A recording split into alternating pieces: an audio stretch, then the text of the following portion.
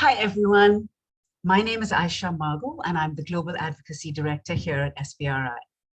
I hope you can all hear me well. I'm so happy to be here today, and I want to extend a very warm welcome to you all. We know that there are so many competing things happening at the CSW, both in person and online, and everyone's schedules are packed, so thank you so much for joining us here today. So we're gathering here to discuss a research priority setting process around tech-facilitated gender-based violence. We believe that to strengthen our understanding of TFGBV and ultimately to prevent it, research has to be priority driven and carried out in a way that provides a sound, practical and empirical basis for programs, for policy and advocacy. To drive this process forward, the Sexual Violence Research Initiative, the Association for Progressive Communication, UN Women, and the Global Partnership are co-facilitating a participatory priority setting process to collectively build a shared research agenda for TFGBV. We see this agenda as a very important tool to counter continuing perceptions that this is somehow a less serious, lethal, or real issue than offline gender-based violence, and also to highlight and validate the experiences of survivors and the severe and long-lasting impact on their lives that online violence can have. Thankfully, there is beginning to be widespread recognition of the importance, the pervasiveness, and the profound impact that this form of violence has on women and girls, on gender equality, and on the open and peaceful functioning of democracies. And we can see some of this interest in the many, many different events that are happening at CSW in the next 2 weeks on this issue. The interest from governments in particular on this form of violence is providing an opportunity for the field to advocate for more and better resources, to address the knowledge gaps, and to build better programs to respond to and prevent tech-facilitated gender-based violence. Next slide, please. So on the agenda today is, I'm just going to quickly run through it. We're going to start with an overview of the research priority setting process, of what this is and what it all means. And Liz Dartnell from the SBRI will run us through, what this is all about so that we all have a broad context within which to situate the panel discussion. After this, we're going to have a panel discussion with our great panelists, which I'm very excited about, and that will be for about 40 minutes. And then this will be followed by 20 to 25 minutes of questions and answers and engagement with all of you, our audience. The next slide, please. So we do have Spanish interpretation available today, and in order to access this, please click on the little globe icon at the bottom of your screen and then select the language. We also do have closed captioning, and if you would like this, please do send a side chat message to Liesel, and she can help you activate this. The session today will be recorded and a link will be shared with all of our attendees next week. And of course, please do feel free. We'd love you all to say hi and introduce yourselves on the chat. But for questions, please do put them in the question and answer box so that it's just easier for us at the end. Next slide, please. So before we jump right in, I want to introduce all the wonderful panelists to you. I feel so lucky that we have all these people speaking to us on this issue today. There is a wealth of diverse experience and perspective on this panel. I really hope you'll all enjoy the discussion and learn lots from it. So Rachel Grant is an advisor for inclusive and responsive digital at UK's FCDO and leads on technology facilitated gender-based violence and represents the UK at the Global Partnership for Action on Online Gender-Based Harassment and Abuse. Tigis Showarega Hassan works in the Women's Rights Program at the Association for Progressive Communication. She's the project coordinator and the feminist research lead in the Feminist Internet Research Network project. Rafael Rafin is the program specialist on violence against women data and research in the UN Women Ending Violence Against Women section in New York. She coordinates global developments around the measurement of technology-facilitated gender-based violence through expert consultations on definitions and methodologies, as well as technical support to national and regional data collection processes. Anil Raghuvanshi is the founder and president of ChildSafeNet. This is a leading organization in Nepal working to protect children and young people online, and ChildSafeNet is also a grantee partner of SBRI's. Anil has worked for more than 3 decades in 9 countries as a child protection professional and has been promoting a safer and better internet for children, and has also started the Safer Internet Day campaign and the Stop, Think and Connect movement in Nepal.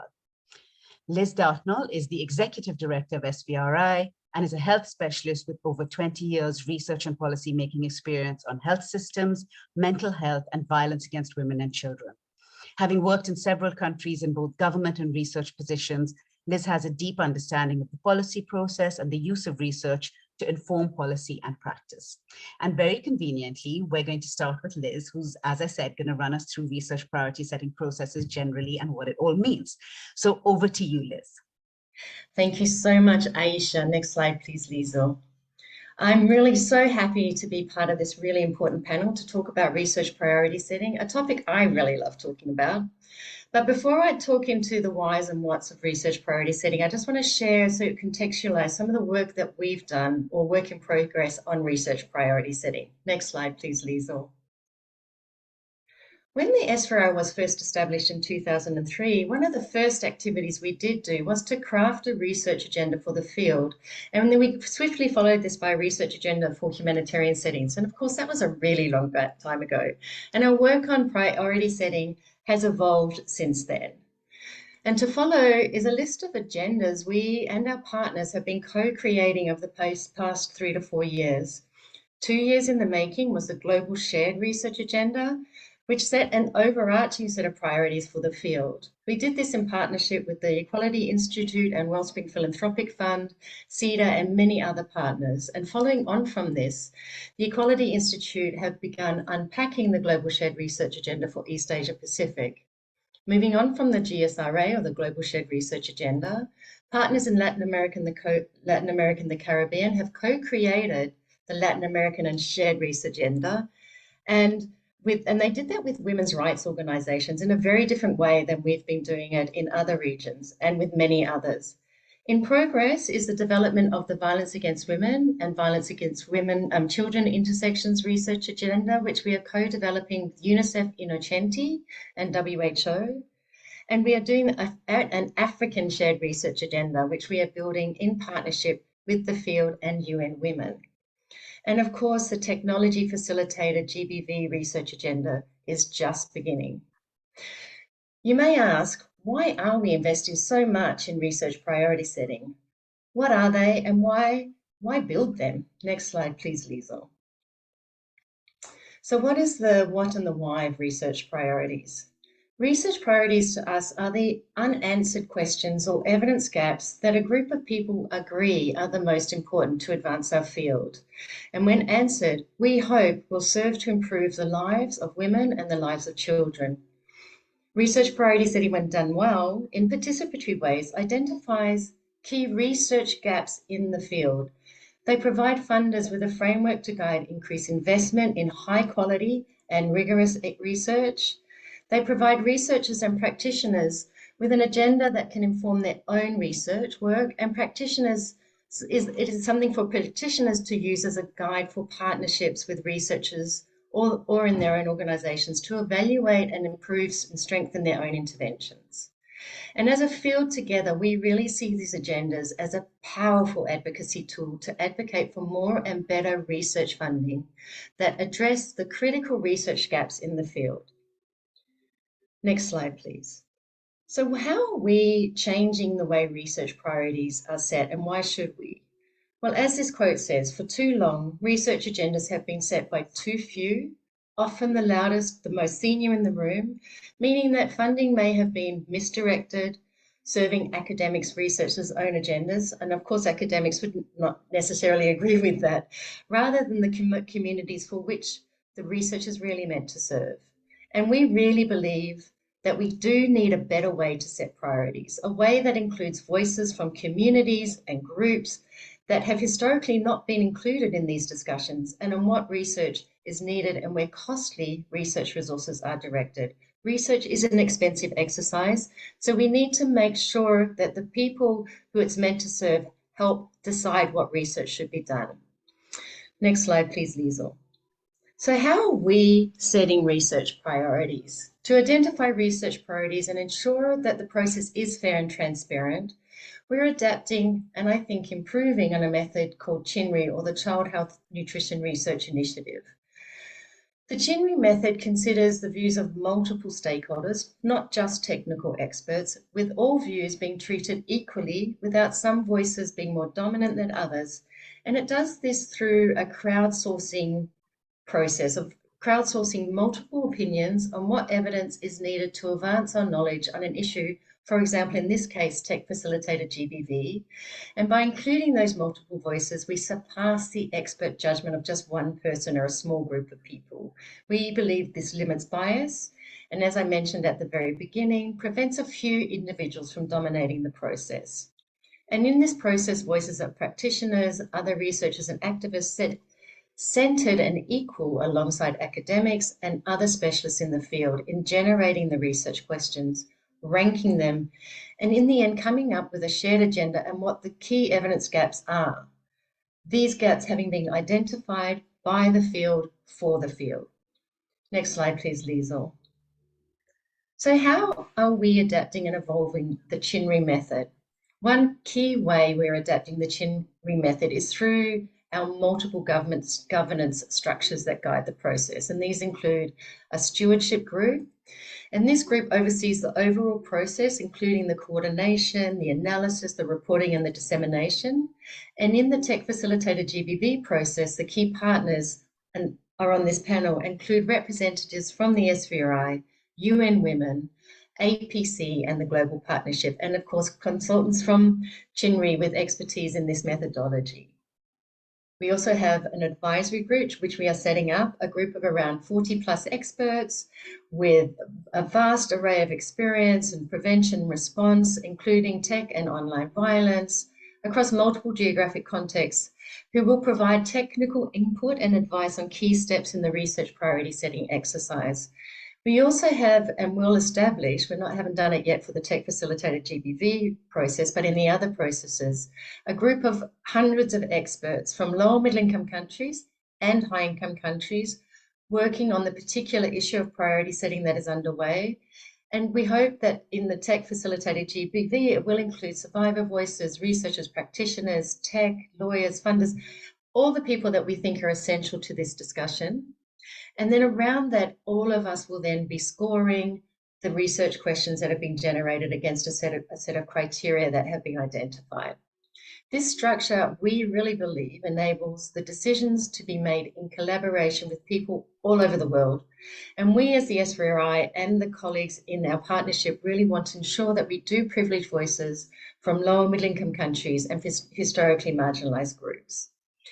As one person involved in the Global Shared Research Agenda process said, this is the first process I've been involved in that seems to take decolonizing research very seriously, which is something we really do take seriously. Next slide, please, Liesl. So just a quick overview of what I've just spoken about in steps. So the first step we do is we look at the literature and we say, what is the evidence currently and what are some of the key gaps on the issue? It's not an extensive, it's a scoping review. This helps us to select the key research domains or key areas or themes where research is limited in the published literature. For example, the scoping review for the tech facilitated GBV process has identified 5 key domains, including nature and prevalence, response, prevention, populations, tools, and measures. The domains that we are going to be using provide us with a framework under which we will generate research questions. At this stage, in stage 1, the stewardship group agrees on these domains and then how the researchers' questions will be ranked. For example, what sort of criteria will we use to rank the questions? Will it be, are they researchable? Are they equitable? So there are a whole list of criteria that we can use to rank the questions. The stewardship group will agree on what we should be using.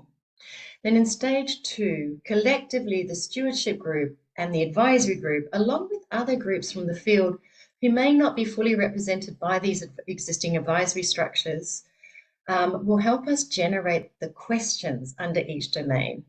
And to really ensure that all voices are heard, we may also undertake a series of focus group discussions and key informant interviews with various populations or under-researched or underrepresented groups. Then step 3 is the big process of consolidating all the research questions that have been generated through this process.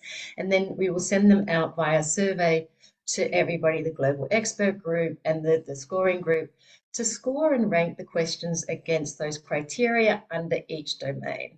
This is really an opportunity to be involved in ranking the questions and saying what you think is most important for your community. And also there is a space to say this question's not been included. And although that question that you've identified as a gap may not be included in this ranking process, it does provide us with insight and all the field with insight into what might have been missed, even though the process up until this stage has been quite extensive. We will make sure that this survey is available in multiple languages to enable people to really ensure that they are being able to engage from different geographic locations in their own languages. Then we have the scoring and analysis and the writing up of the reports. And then we will host an online workshop with the advisory groups and the global expert groups to present and discuss the results. And the most important thing, of course, is dissemination. And throughout the process, including this session, is part of the dissemination, increasing awareness of why we would love you to be involved, really. Next slide, please. So this is my slide before I hand back to Aisha. As you can see, this is participatory, and we really care deeply of engaging as many people as possible who really care about online violence and tech-facilitated gender-based violence. And the success of the process lies in the participation of the many. Your participation, all of you in this room, is crucial to the process, and we will follow up with your permission with a formal invitation to join the process to everybody that's been registered for this event. So please do join us. Thanks. Back to you, Aisha. Thank you so much, Liz. That was really great. And I think that's really helped to give everyone, hopefully everyone in this room, a common understanding of what we're doing and why we're doing it. And at this point, we're going to move straight into the panel discussion, where each of our panelists will talk about the research priority setting process that we're doing right now from their own perspectives. So jumping right in, my first question is to you, Raphael. Can you chat to us a little bit about how UN Women are involved and contributing to this research priority process on TFGBV? Thank you, Aisha, and hello, everyone. I'm really delighted to be part of this panel with you today and can share that UN Women is also very proud to be part of such an important process. It's always rewarding, right, to see ideas taking shape, and while we're still at the very start of the collective production of this research priority setting, this work is also the result of prior efforts and will hopefully be another key milestone for addressing altogether technology-facilitated gender-based violence. Liz, I heard that you kept saying the whole phrase, and please bear with me, I will use this acronym that I don't really like, but we'll get used to it in the coming years, hopefully, of TFGBV, referring to technology-facilitated gender-based violence. So as for UN Women, in recent years, the organization has supported a range of actions to address online sexual harassment and other forms of violence against women, contributing to better understanding TFGBV. This included regional, national, and local studies in different regions, such as the Arab states, Asia Pacific, Africa, Europe and Central Asia, and in Latin America. And this also meant convening multi-stakeholder exchanges to develop policy and programmatic guidance, including through our partnerships in essential services for survivors, prevention, and safe cities and safe public spaces. So TFGBV is not a new issue, and as many of you have also been working for many years to address it, but we've seen that recent developments, and including the effect of the COVID-19 pandemic on accelerating the use of ICTs and digital technologies, have urged for quicker action. And we've seen responses, notably through global coalitions that have formed in the past couple of years, such as the Technology and Innovation Action Coalition in 2021, that clearly identified TFGBV as one of its 4 priority action areas. And last year, the Global Partnership for Action on Gender-Based Online Harassment and Abuse, that is represented by our colleague Rachel on the panel today. So we have already initial evidence, right, that TFGBV is high. Available national survey prevalence data ranges from 16 to 58%. But at the same time, there has been no common definition of TFGBV, which makes data incomparable. And despite this growing recognition of the issue of TFGBV, several gaps remain, from a nuanced understanding of the prevalence of TFGBV and also how it manifests. And this is lacking and I know this is also one of the key objectives, if not the key objective of the research priority setting, to inform effective responses to prevent and respond to TFGBV. Mm-hmm. So in the previous month as well, there has been more and more calls, including the UN Secretary General report last year on ending violence against women, for which UN Women is the pen holder, and it included a special focus for the first time on TFGBV. And in this process, to draft this report, we compiled submissions from member states, many of which included items on efforts that they've been taken to measure TFGBV, but they also all highlighted persisting data gaps and knowledge gaps. Mm-hmm. So how do we start filling this measurement and research gap? UN Women's contributing along with other partners in November last year by convening a multi-stakeholder expert group with 29 diverse experts from 26 intergovernmental organizations, government agencies, civil society, and the academia. And they came together to share their learnings and to advance collective knowledge, which included the proposition of a common definition of what is TFGBV. So this is a first step. And of course, this definition needs to be socialized and discussed more and tested, but it is a first contribution to the field. And of course, this contribution was informed by all the critical work that was conducted previously, from learnings of community-based research to academics and national statistics offices. This included a scoping review that we're now finalizing with Lady Smith and hopefully will be out soon. But we have been able already to identify some of the main trends in researching TFGBV. For instance, just to share a couple, and I know others will add also to this today on the panel, but our review highlighted that when looking at forms of TFGBV, from the few studies that are yet out there that compare the different forms of TFGBV, an overarching finding is that sexual harassment and stalking are more commonly reported forms of TFGBV, often perpetrated via image-based abuse and unwanted messages, posts, and phone calls. Then when we look at contexts, studies often find that women were more likely to report experiencing violence on social networking sites compared to other digital contexts. And finally, another learning, when we look at risk factors and drivers of TFGBV, for instance, existing research has found that young women and girls, women in public life, lesbian, gay, bisexual, transgender, intersex, queer, and other people, racialized, minoritized, and migrant group of women, and women with disabilities are at heightened risk of TFGBV due to the intersecting forms of identity-based discriminations, which can be exacerbated by certain digital-specific risk factors.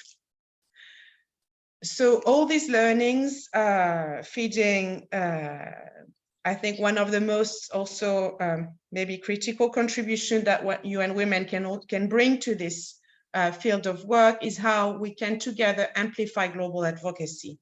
And the event today, during this critical 2 weeks of the CSW, is an important contribution to make sure that TFGBV is high on the agenda. As you know, it is one of the key topics that is being discussed these weeks.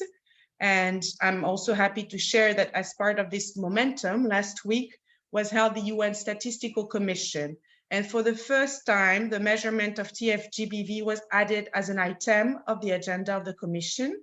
That means that the global community will need to report in a year from now on advancements of methodologies to understand and measure TFGBV. So the launch of the research priority setting process couldn't have been more timely, and it will definitely be a key contribution to these developments. Thank you. Thank you so much, Raphael. That's actually such a useful overview, and it's so interesting to begin to see the sort of momentum that's building up around this issue and the different things that different organizations are doing on it. And so building on what Raphael has been talking about, Rachel, can I ask you, I mean, Raphael mentioned, their scoping review process. We've done a brief scoping review. Several of us have been engaged with looking at existing literature. And I know that the Global Partnership is involved with this process as well. So could you tell us a little bit more about the review of the evidence base that the Global Partnership has been involved with, and some of the key findings perhaps, and what this means for the Global Partnership? Yes, absolutely. Thank you. And thanks so much for having me today. I'm so delighted to come and have a chance to talk about this work.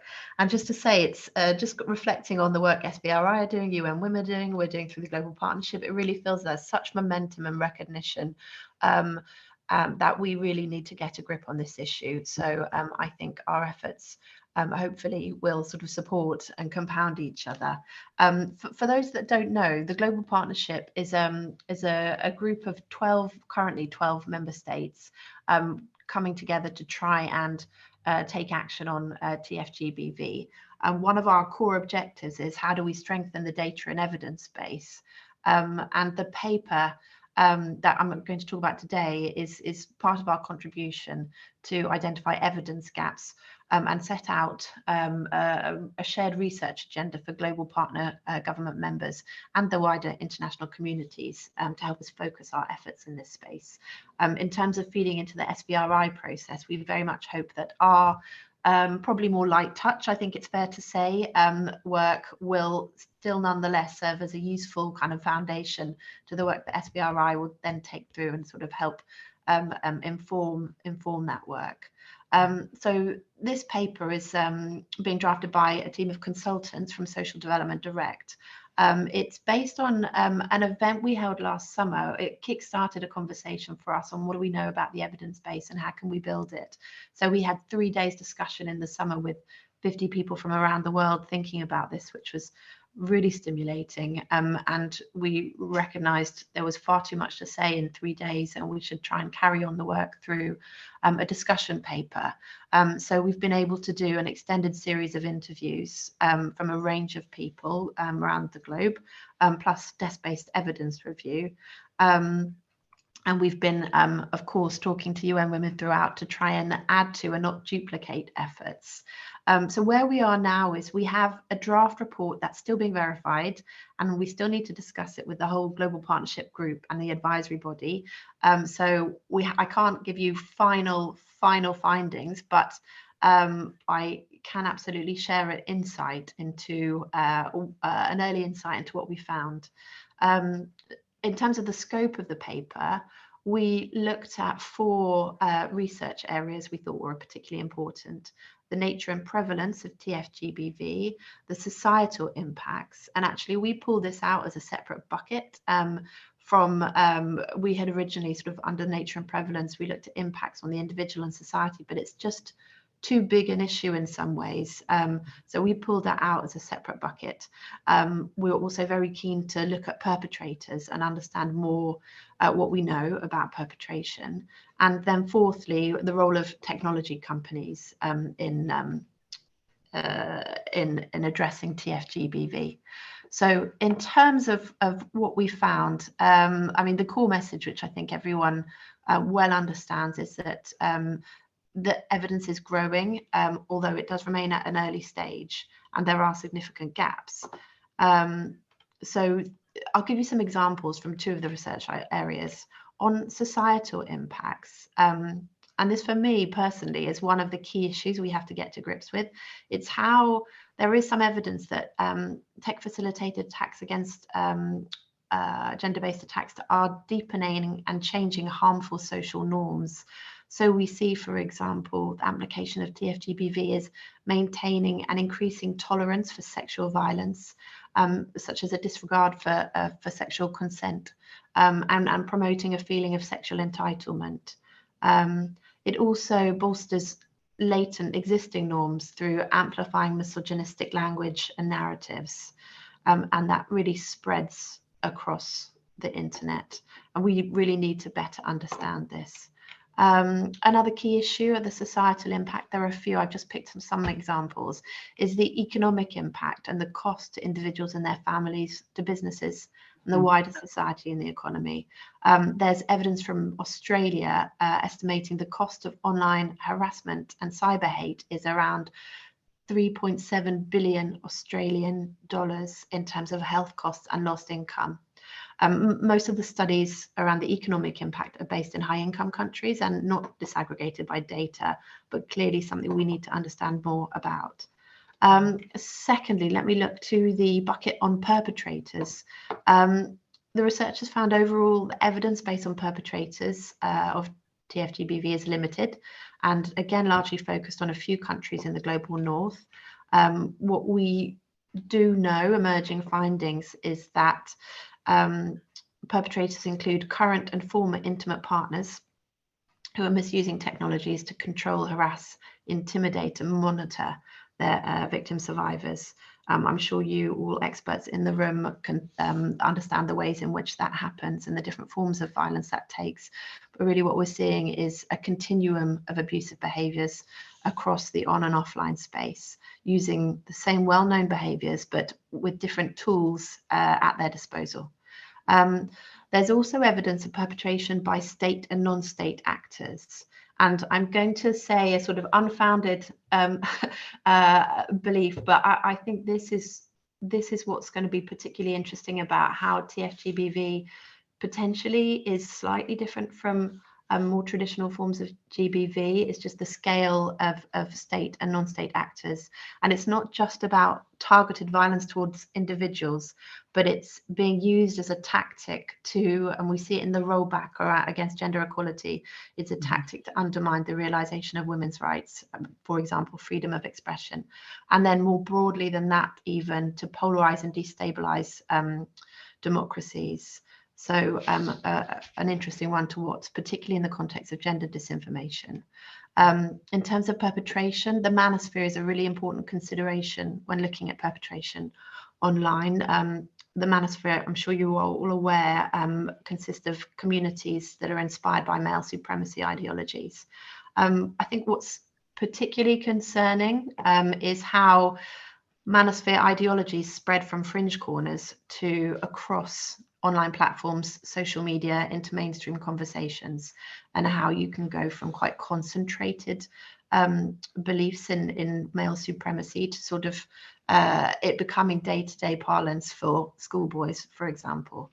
And if we think about the impact on social norms, that's really something to watch. So this is just a snapshot from the bigger paper. There's a lot more to say, but I realise we don't have a lot of time. Other points that we've identified, we absolutely are keen to support the work led by our UN partners to develop the statistical framework for measuring TFGBV. That's so critical, and we are delighted of the progress that was made at the UN Statistical Commission. We need more evidence on the nature and prevalence of TFGBV in countries in the global majority. We also need to better understand the role of online service providers in addressing TFGBV. So those points and more will be developed in the wider paper. Let me stop there and pass back. Thank you. Great. Thank you so much, Rachel. I mean, it's all so interesting and frightening. And actually, we'd love to hear more. And I mean, you know, I know there will be many more opportunities to discuss these different things, and the papers will be available, the resources will be available. Just to also quickly say that I know panelists are sharing resources on the chat, and we will also have a list of resources that we'll share along with the reporting to all the attendees after, you know, next week when we share that. So you will get sort of a collection of resources that we've spoken about after this. So Tigist, I'm going to move on to you and just shift the focus slightly here. And I'm also going to quickly mention, sorry, I should have said before, Rachel, sorry, I didn't mention that your camera is broken. So I'm sorry, everyone, that we couldn't see Rachel. And Tigist, I'm not sure if, I know you had mentioned that there were some electrical issues where you are. But you're on camera, hooray, that's wonderful. No, 4 seconds, and then I will switch it off. Okay, well, great to have a quick hello from you, that's great. So my question to you is, you know, ensuring that diverse voices are heard and substantively included in the agenda setting process is obviously at the heart of it. And I mean, Liz has already talked a little bit about this. Can you comment on this from APC's perspective and maybe tell us a little bit more about what do you think are the best ways to ensure reflection of different voices as the priority setting process continues. You're on mute. We can see you, but we can't hear you. It has to happen on someone, so it will be me. Okay, cool. Thank you, SBRI, Aisha and Liz, for facilitating this conversation and also for bringing us into this network. I'm very grateful to be here. And then I'm going to close the mic, the camera, because I know I will be in trouble. To answer your question, I want to respond to it from three important and different angles, but they are also intersecting. The first one is ensuring representation might mean different things from different perspectives. However, in the context of online gender-based violence or the newly framing of TF-GBV, since the most affected are women and LGBTIQA communities, our research agenda should center these marginalized groups. But often what happens is that while in principle feminists try to carry both women and LGBTIQA communities in their research agenda, but the experience of LGBTI communities become like an add-on to the research topic. And that has been one of our learning from engaging in this sector recently within the Feminist Internet Research Network. And the learning that we took is beyond the problem of representation and erasure, which is on its own an urgent problem that needs to be addressed, but there is in many ways the research process in return has been made to be framed in a very restrictive way. And so I guess in this context, as we are trying to frame a research agenda and priorities, I think our intention should be very much centered around how to do an intersectional feminist work that really centers these communities in all sense of the word, and how it also has to pay attention to matters that are very much related to critical research gaps that are happening because of such gaps that we created unintentionally. So I would say one way of looking at ensuring representation would be really paying attention to who your research partners are and your research participants are, or the networks that we are creating with. The second one is also again related, but very much important for us, is really understanding and focusing on politics of differences within the Global South. I know we've been sitting in many rooms and confronted with how to use the terminologies. Is it Global South? Is it majority of the world? Or is it low-income countries? That regardless of these conversations going on, but I think one thing that we can all commonly agree is that we have not been working very hard into paying attention to the differences that existed within the category, quote unquote, Global South. For instance, just to give you one example here, in our research experience within the FERN project, we have found out that the ways in which research questions are framed, policy advocacies are understood or used as an instrument, say in the context of LAC region comparing to African region, is completely different. And so how analysis is done and recommendations are made, or with a sense of real expectation of implementation, or how we kind of hold accountable to a certain entities, are completely different. This in return kind of have to be hold within the state of, within the process of setting a research priority and agenda, because it matters. And our space now, the one that we're trying to create, has to have a space that could hold for nuances such as this and for a dynamic contextual realities. And to say that means then to actually encourage us to think locally, to think regionally, and also to think globally, but really not really from top to down, and specifically not in a way research are situated in the global north. I think it has to be within the local context that we can only address such differences. And it's fertile. I think bringing in politics of difference in this context is very much useful, because then again, it expands the ways in which we understand violence. Our partners in Sudan, speaking about state sanction by the US and other European countries on Sudan and how it impacted women from experiencing access or from experiencing different forms of online spaces, is seen as violence. And the ways in which our partners were analyzing was amazing. So opening it up is very important. Or in another context, our partners from other 4 different African countries talking about trans communities' experience on the online spaces and how the LGBTI community itself is not a homogeneous space, and how it is problematic in that sense, is also a very good, finding. So opening it up and bringing in politics of difference in that sense is very good, very important. Lastly, I hope I'm not running out of time, I think we have to be very much careful and really embedded in our work around reciprocity of knowledge. And this has been a critique of feminists, specifically who are invested in decolonial feminist work. We have been saying that the global south, again in quotation, is not and should not be stuck in being consistently as a research subject. And there are research that has been produced by a global south. And here I'm not referring to a theoretical perspective of standpoint theory that says, marginalized people are, knowledgeable. No, I'm not saying that. I am saying that there has been a lot of work that has been done by global knowers. It could be from, you can mark it from feminist activists, civil society organizations, and academics and others. And so in this context, again, if we are really intentional to assuring diverse voices being heard, we should be in conversation with the global south, again in quotation, not only as a research subject, but also as the research producers.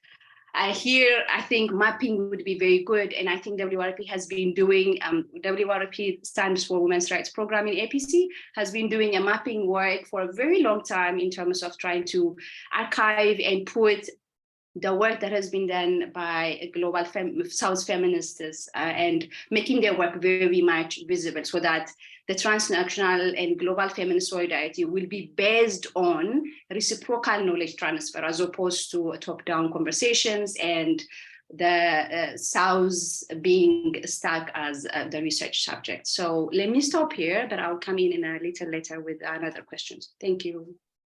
Brilliant. Thank you so much, Tigist. And needless to say, we are very grateful and happy that we are all partners in this process, and so strengthened by all of these different perspectives and the learnings that you have had at APC.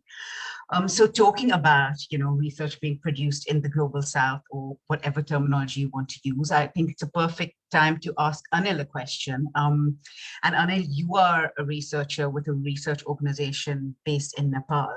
And it would be great to know why do you think that research priority setting processes are important, in your work? Thank you very much, Aisha. Thank you for inviting me as a panelist. And I will talk with reference to our research, ongoing research with SPRI grant. That research is on online intimate partner violence against teens and young people in Nepal. We are doing this research in all 7 provinces of the country in 10 districts with young people from age 16 to 24 years. So here, why we did this research is to look at the magnitude and the trends of online intimate partner violence, because we have some information about offline violence, offline IPV, but very little information about the online intimate partner violence. And here, what we did to identify the need for this type of research, the priority setting, is we did come up with a set of questions to ask ourselves to start the research. Like we look at the research gaps, like there are some research already conducted on offline intimate partner violence with the married couples.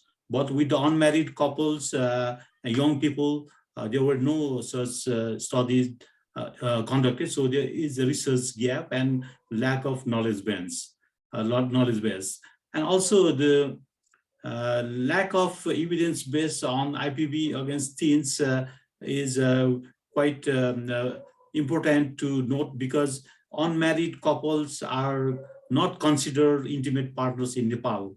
As long as they are married, not married, they are not considered as the legitimate couples according to the law in Nepal. So very little has been done to identify their needs and their issues.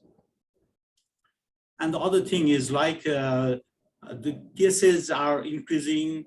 There are more police reports, more news reports, and we know about the issue, but we don't know about the magnitude, gravity, and the trends and vulnerability of online intimate partner violence.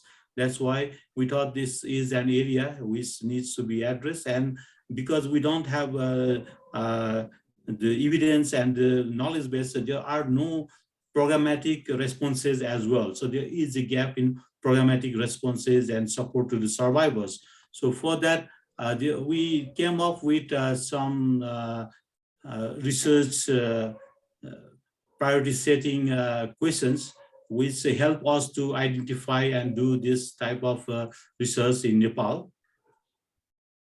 So what we did was we look at the need assessment, the magnitude and gravity of the problem. We look at the references to the earlier research recommendations, like even the offline IPV and other resources. They indicated the need to do some researches on the technology facilitated GBV, but they have not done so. So we took that as an indication for the need for this type of research, and some news reports and police cases and tip line reports, as well as the voices of the beneficiaries, voices of the young people, that also help us to identify the needs. And to look at the research or the knowledge gap, we look at the studies conducted, which again, I mentioned that did not address the young people or the unmarried couple or the technology facilitated GBV. Then what we look at is should not be only considered as an academic research, but should be linked to the program. So we look at how we can contribute with our ongoing or future programs. So as we are working on protection of children and young people online, so we thought this type of research will definitely be helpful in designing our programs and our interventions. So that's why we decided to this research. And also we look at the emerging issues, emerging trends. Technology use is increasing in all the countries, and including in Nepal. So we look at the technical innovations, the patterns of uses of technology, and the risks associated with it. So that is another area we look at. And also the scalability of program intervention.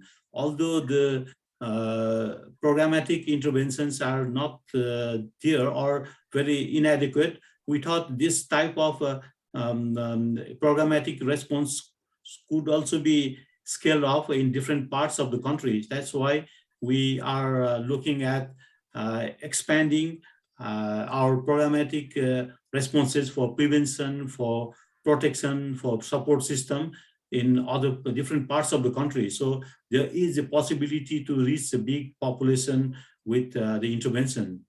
And also the next thing is about decontextualization. So although the research is primarily done in Nepal, we're looking at decontextualizing this in different cultures, different setup like the rural, urban, and different terrain, and with the people with different levels of digital literacy and access. And also maybe in future, this type of research as a bonus could be used as some helpful guide for other countries and other contexts as well as a bonus, but not primarily for Nepal. And also we thought this type of research will also help to build the capacity of our research team. So we are doing other research on sensitive issues on sexual and gender-based violence, and this will also help us to develop our technical capacity of the organization. And also with our advocacy and our research uptake, we will be able to raise some funding for programmatic response and also generate interest and generate interventions from other partners or government, other sectors as well. I think these are some of the processes and points we consider to start this research in Nepal. Thank you. Great, thank you so much, Anna. Wow, okay, there's just so much going on and so many things to talk about. We could probably have a 3-hour webinar. Liz, I'm going to ask you to just quickly comment. I know I'm being mean because I've already asked you to talk a lot in this panel, but just very quickly, we know the processes aren't new. You've already talked a little bit about this. Can you tell us just a little bit about the key lessons that are coming up from the previous processes? Because I think it'd be really interesting to hear a little bit about that. Thanks, Aisha, and thanks to the panelists for these really sharing all this incredible work that's going on. And Anil, the study is really important. We're really looking forward to the findings. We are a learning organisation, so we really like reflecting on what we're doing and how we're doing it. So we're really learning about how this priority setting processes are landing and the extent to which it is transparent, open, and including voices that historically haven't been included. And we have a wonderful doctoral student called Amy Powell, who's actually running a research project alongside our priority setting processes. And some of those key learnings that we're receiving from the work that Amy's doing is that we really need to, as a group, when we're priority setting, be transparent in the process and how all the different forms of knowledge are valued. So it's not just academic and research knowledge. We want to ensure that we're including different types of knowledge, Indigenous forms of knowledge, practitioner knowledge, and address that there is a hierarchy of knowledge. How do we ensure that the different types of knowledges are included in the process? And that be very transparent in how we're being very fluid on what constitutes an expert, because we do not want this process to be professionalized. We are also being told to not rely on online surveys all the way through, because it is really can be quite difficult for researchers to write research questions. So expecting a whole pile of different people who haven't necessarily framed a research question to do that. So what we're doing, for example, in the Africa Shared Research Agenda process that we're doing with UN Women is we're running a process of focus group discussions and key informant interviews with particular voices that we have seen are have not been involved in generating research questions as much as we would have hoped. And so we're helping to bring those voices in through these focus group participatory processes and asking them, for example, to talk about their work, reflect on what they're doing. And if, for example, for some reason, they fall asleep for 5 to 10 years and they wake up and one day there's a research question that's been answered that will really address the issues of violence against women in their settings, what would that research question look like?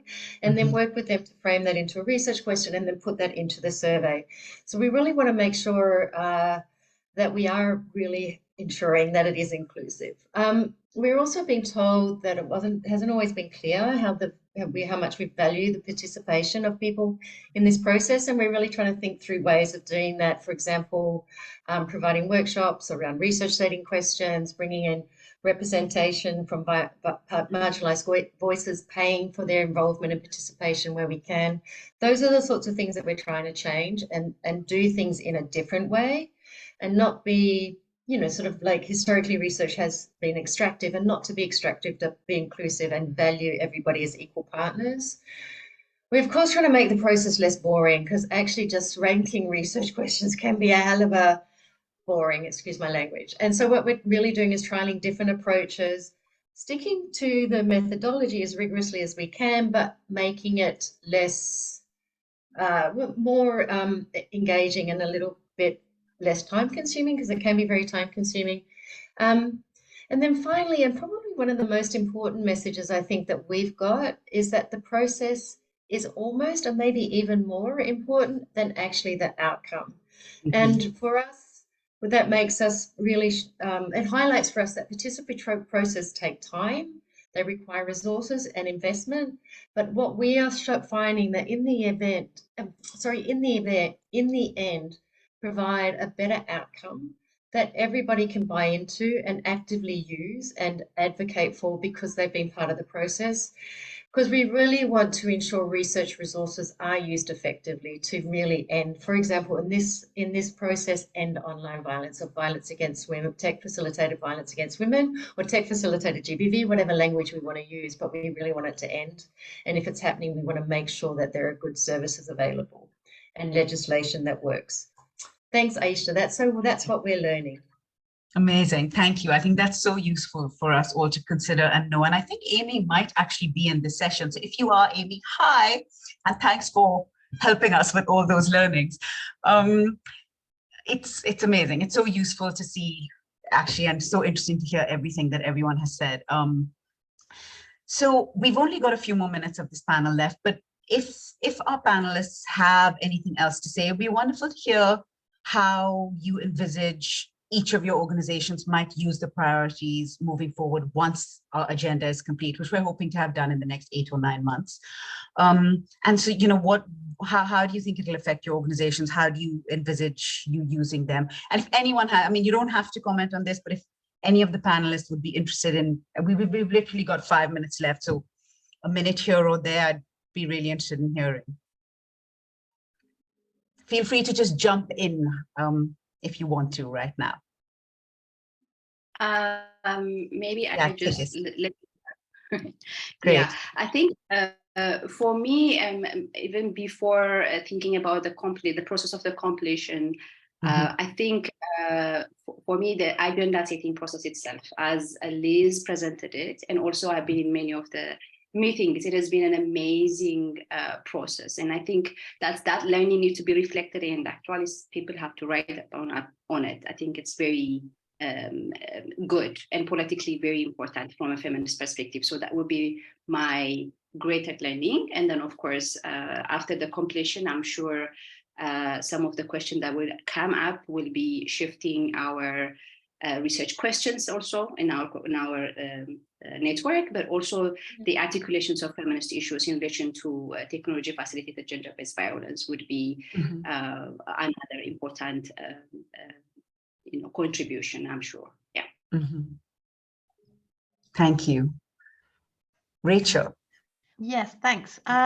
So I think one thing that the audience here is obviously very kind of supportive of the research agenda, but one thing I've repeatedly heard this last year is, look, we know there's a problem, we need action. And I think for us, this will be very much about getting the funding where it's most needed and can be most effective. And our review didn't look at what works in terms of effective interventions. Australian colleagues within the Global Partnership are starting that work, and we'll loop in with them. But for me, this must be very sort of action oriented, and also just a very internal process. I need to make the case to get more money so we can put more money into both research and intervention. So having the information that allows me to kind of go more senior and say, please can we do more on this, will be really useful. That's a very internal process. Thanks. Amazing. Yeah, thank you for that. And Anil, your hand is up. Would you like to say something here? Yeah, I would like to say something which is directly related to our work, like with this exercise and also for our knowledge from the process. We'd like to build our internal capacity and also capacity of the partners we work with, and also review the RPS practices, the research priority setting practices in the past, and develop and use more robust RPS mechanism for our organization. Like we have these tools, but we will do things like when we say need assessment, when we say the magnitude scale, we also need to have some indicators and how to collect those information, how to ask the questions. We'll develop the RPS mechanism. And also with the research, we will also link the findings and the process with the advocacy, programmatic responses, decontextualization, etc. And for the future researches, we are looking at some of the research themes. We already have some information from other sources, the needs and the knowledge gaps and the reports, like some programmatic and the research responses. We are looking at the self-generated sexual contents and the risks of technology-facilitated GBV. So self-generated is a big issue now, and interconnection between online and offline GBV, tech-facilitated, and how it is related with the offline GBV. And the thing which is quite big in Nepal and also maybe in other countries also, like the victim blaming and victim shaming is, these are very big issues, like the high profile perpetrators are released and they also have actually a lot of support and fan following, but the victims are blamed and shamed and they don't have support. And psychosocial impacts of technology facilitated GBV and the practical solutions, and also prevent minors from initiating GBV online. So we need to educate and also to prevent minors from getting involved in perpetrating GBV online.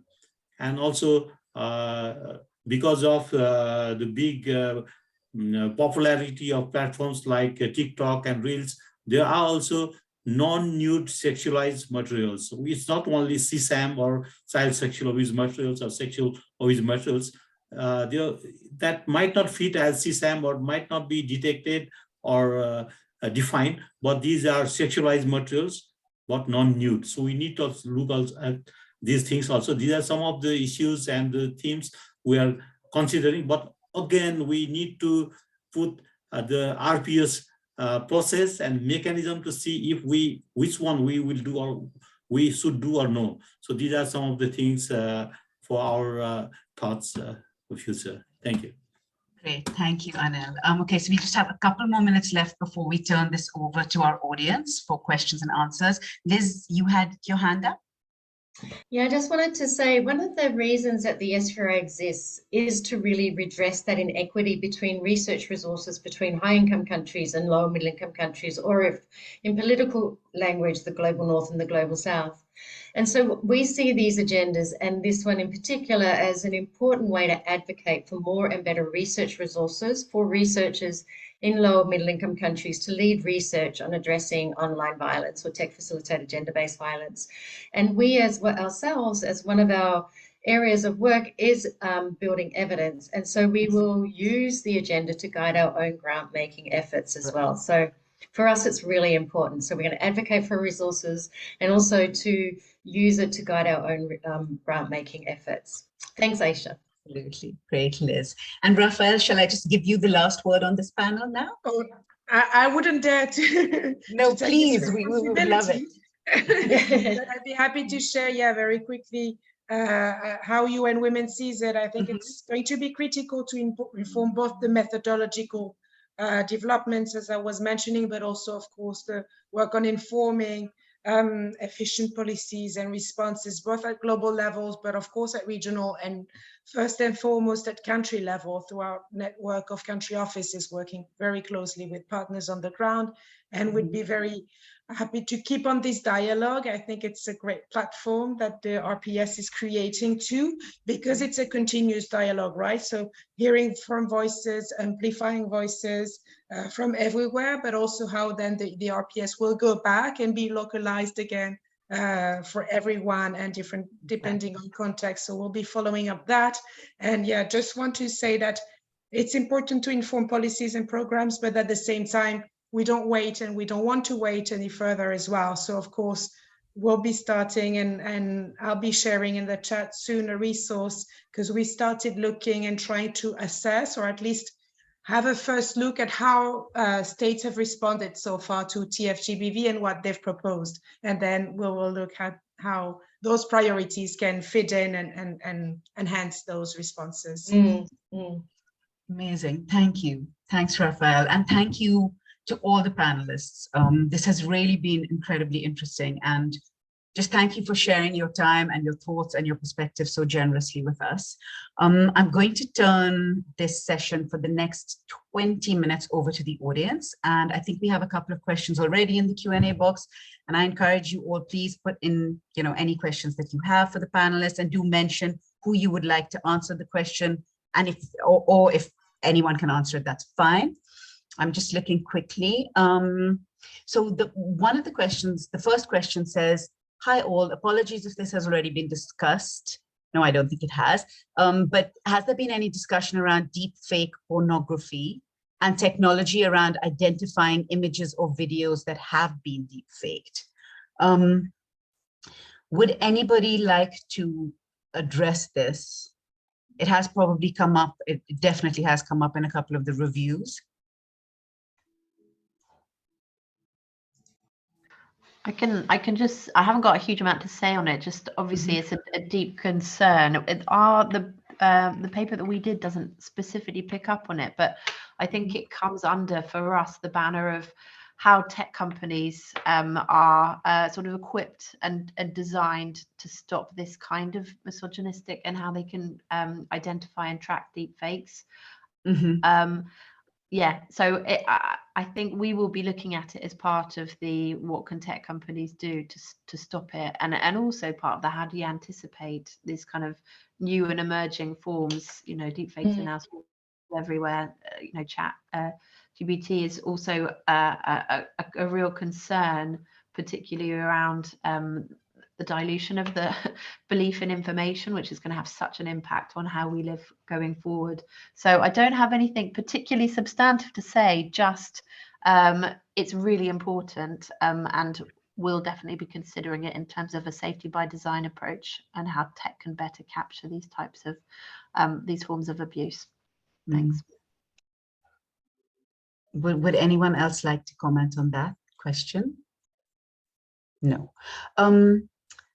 So actually, that was the only question in the Q&A box. And Liesl has also told me that if anyone who's in the session wants to take the floor, you actually can and ask your question in person, which would also be great. We'd love to hear you. So please do let us know if that's the case. And there are some things in the chat around circling back and discussing collaboration and aligning efforts, which is great. And I think, that's wonderful. That's part of what this is all about. We don't actually have any other questions at the moment. So I'm just gonna give everyone a minute to see if anything comes up. Okay, here's a question. Is anyone studying hentai, which is anime pornography? It is really important to not leave this out of research on sexual abuse imagery. That is very interesting. It definitely didn't come up in our scoping review. Has it come up for anyone else? And maybe there's someone else in the audience who has some information on this.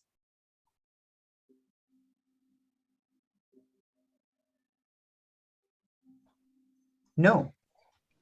It didn't come up in ours. We're really keen on to sort of stress the kind of deep implications of pornography and the widespread kind of consumption of pornography, particularly violent pornography. But I'm not aware, so I'll go away and do some Googling. Me too. If I can. I've probably got my blocks up, but yeah. And maybe Hilary, asking the question, if you're aware of anybody doing work on this, that would be really great. And there's some really good work coming out of Australia. It seems like Australia's doing a lot of work on this around the impact of pornography on sexual abuse and intimate partner violence and violence against women. But I'm not sure if they've done anything on hentai or anime. So great question, thank you. So I don't see any more questions coming up. Okay. No, these are just comments. I don't see questions coming up. So, I mean, I'm sure people will be more than thrilled for the little bit of extra time in their schedule. So if there are no other questions and if there are no other closing comments from our panelists, I think I'll hand back to Liz to close. Okay, hang on. No, everybody don't go. Is there room for research to discuss self-photos which turn out to be published as vindictive revenge? Yes. Yes. There is. I think lots of the work that we've come across on the abuse of images and the distribution, the non-consensual distribution of images has been around that and the implications therein. And oh, sorry. Garance has a question.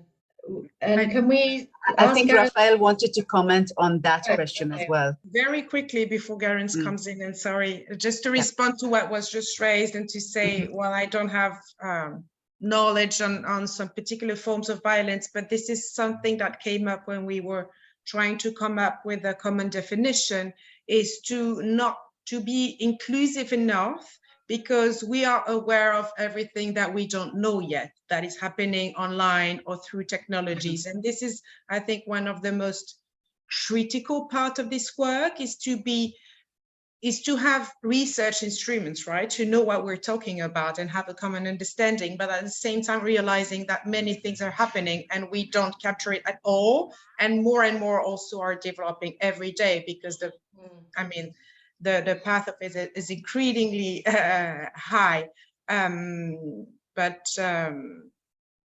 Yeah, sorry, I've lost my second idea, but I'll get back to you. But definitely, and also, this is why we also think that listing forms of violence, TF-GBV, is a dangerous exercise, because then you might leave some outside. But I think there is definitely, someone was asking room, there is room for all the research needed, and we'll be looking forward, but also, again, how this work and all this research can inform then the definitions and methodological tools. Just on this issue of pornography, we've had some discussions on language as well and terminology. We don't really like the pornography terminology. That does not reflect really the violence that is behind this. But this is another discussion as well. But yeah, every term needs to be discussed and researched, I think. So we have work for many years ahead of us. We do. Thanks, Raphael. Absolutely. So I think Garance would like to share their question in person. So please go ahead, Garance, and then we have another question in the Q&A box as well. Hi, thank you. Yes, so there's this common activity in Mexico that happens a lot in Instagram. I don't know if that has come up in any of the research, where public profiles of girls are taken and a new profile is created under their name in order to open my fans, like OnlyFans accounts. And it happens like every single week of like people I know. And yeah, it doesn't like go further than that, but it's completely traumatizing for many girls for people to think that they have an OnlyFans account. So I don't know if that has come in the research or. Have you come across that, Raphael? Sorry, I was trying to retrieve some documents at the same time, and I'll be happy to share a background document that we had prepared for these discussions, but trying to look at everything that can happen. And now I remember my second thought. I was another side event I attended this week, organized by the Nordic countries, on what they do on online GBV, and they had discussions on some forms of TF violence that are criminalized in some of these countries, including, for instance, online rape, which to me was very interesting to see how they conceptualized it. And indeed, as Anil was talking about the continuum of offline online violence, also try to be aware that almost any violence can also be perpetrated using technology and online, and how do we make sure that we don't categorize, but it is a comprehensive approach that we need to always follow. Yeah, so I'll share as well in the chat a link to this background document where we try to, we're never really exhaustive, but to see what forms of violence, of TF violence, have been researched so far, which is not a comprehensive list again, and doesn't mean, but it can help inform also on the gaps. Thanks. Okay, thanks, Raphael. There's another question from Joan, and she says, I'm interested in understanding how people who experience TFS GBV exercise agency, and has this come up in research, reviews? Anil, please go ahead. Yes, thank you very much for the question. Yes, indeed, we conducted the research with both men, women, and people with different sexual identity.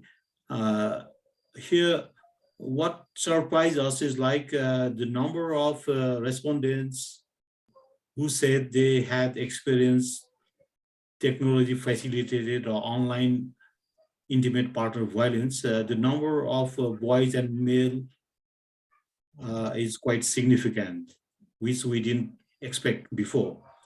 And that's mainly because the nature of the online has more likelihood that the men and the male are also subject to such type of violence. And the second thing is like we look at the issues of young people from 16 to 24 years old age, mostly unmarried. So in the unmarried couples, the proportion of male and female is almost equal, and sometimes more male than when we compare with the married couples, because of the social dynamics and their dependence and their other many things. So I think we have not done a specific study on male victims, but we found that in our research, and that opens up an area that we need more research on the male survivors. Although there are some researches already done on commercial sexual exploitation of boys and young people, but not necessarily on the online domain. So this is one area we can think for our next research. Thank you very much. Great, thank you, Anil. And I think you were answering a question that had come up previously and then disappeared from the question box. And Liz, you had mentioned that you would like to answer the question on how people who experience TFS GBV exercise agency. I think that we would like to ask Tigges to respond to that, because I know that APC has done quite a bit of work around that, and Tigges has her hand up. Oh, okay. So, okay. I saw that you had also had your hand up for this answer, but maybe both of you could. Tigges, please go ahead. Thank you. I think part of the conversation is, of course, we have to explore not only, victims of, like, when we narrate the research project, we tend to be focusing on how women or LGBTI community has been victimized. But I think part of the conversation has to be, thank you for the question that you have asked. It is about actually resistance and agency. And I have shared one of the paper that we have worked on, how a woman navigates, challenges in the online spaces in algorithm. And there has been other papers where we see, feminists find a way to try to get to surpass the violence that has happened around their work. It could be in the form of really going with legal procedures and finding legal remedies. It could be around not only reporting it to the content moderators and staff, but beyond that also really retaliating in a very creative and fascinating way to kind of assert that this is a space that we could occupy, because let's not forget that the online space has to happen because the offline space is much more restrictive for people like us. And people getting into this space and being chased away by another is also another problem. So many times people tend to, feminists tend to stay there by circumventing the situation in a very creative way. And so, yes, and I hope that research paper would give you much more light. Yeah. That is actually incredibly interesting. Go ahead, Liz.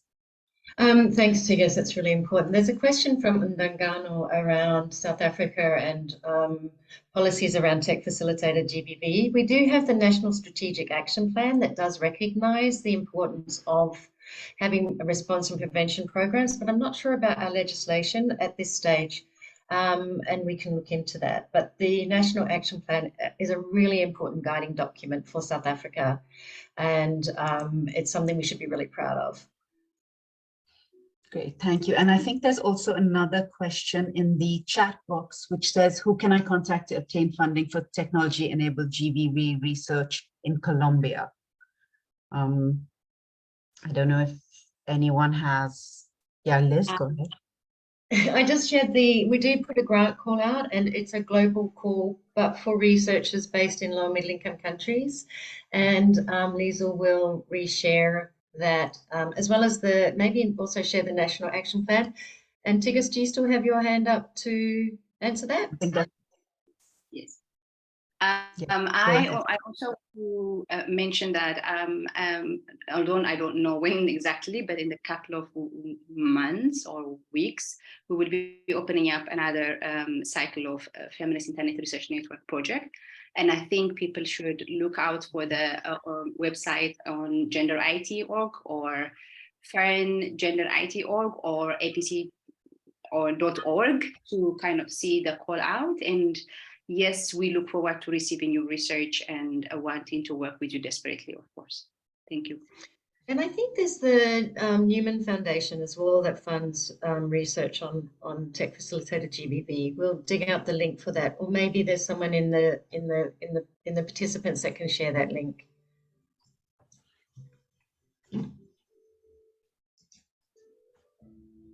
I think that's it for the questions, unless I'm missing anything. And we are actually at the 8-minute mark. So if there isn't anything else that anyone wants to say, I think this would be a really good time to, oh, there is one more question. Let's just take this one last question. In India, there's been growing state and societal surveillance on interfaith, intimate partner violence. How can we create pathways for deterring misinformation regarding this in the digital space? Who wants to tackle this? I think it's a great Tigges. Oh, wait, yes, Tigges, please go ahead. Sorry, earlier I was distracted by my daughter. That's why you were very quiet. I think that question is very important. And there are two things that has been mentioned here. No, one is about societal surveillance and interface, and the other one is about misinformation. And they are actually situated in a very paradoxical spaces, because you don't want surveillance, and at the same time also you don't want misinformation. And I think there is a fertile research that needs to be done, and I don't have a specific answer for that. But at the same time, I know this has to be, earlier I was mentioning, we have to start thinking about online gender-based violence, or the new name, in a very inexpensive way, because this is also partly need to be seen as a violence. And then mostly our problem is that we have, like as Rafael said earlier, we have situated a list of violences that we want to prescribe for, or as a discourse want to work with. And instead, these are very interesting things that needs to be explored. And so I would ask the person who's asking to really, really think about it and work on it, and really inform us about how these paradoxical things can actually work in a sentence, in a sense of online gender-based violence. Yeah. Brilliant, thank you. That's a great response. Okay, I am going to quickly now say thank you so very much to our entire audience and for all your great engagement and attention during the session. Thank you very, very much to our panelists who have just been amazing. And I'm going to hand over to Liz now for the closing of the session. I'm going to say pretty much the same thing, Aisha. So thank you to all of you for joining us and really engaging with us. It was such fun to have these really hard, complex questions. It really does show that this is a very new and emerging field, and there's so much to learn. So thank you for joining us on this journey, and for being so generous with your ideas, your questions and resources. We really, really appreciate that. I want to thank Liesl from the SRI for sharing with us your production skills. Without you, this event would not have happened. And of course, to VNA, the wonderful interpreter, thank you so much. Aisha, thank you for your superb moderation skills.